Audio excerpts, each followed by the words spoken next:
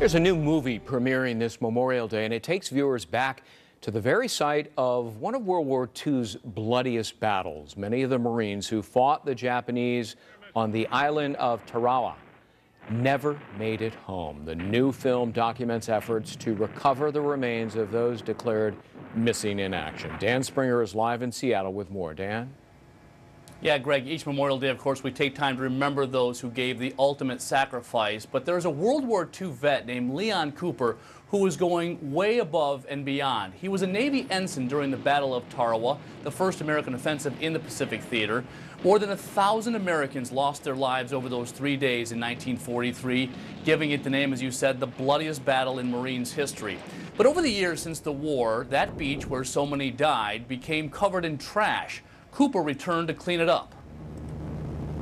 I learned during that visit that the remains of possibly hundreds of Americans still lay where they fell in unmarked graves during that island. That led to my question, well, I wondered at the time after I left Tarawa, are there other Tarawas?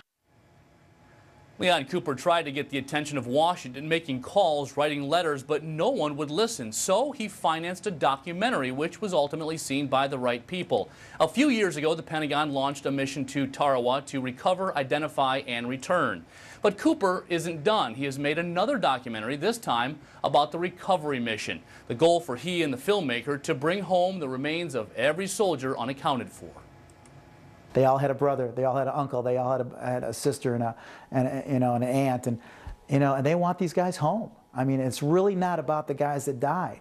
It's about the people that are living. That's what I found out in the movie. And the new documentary called Until They Are Home premieres tonight in Los Angeles. It is narrated by Kelsey Grammer and should be quite extraordinary. And that guy, 93-year-old Leon Cooper, what a hero he is, Greg. He surely is.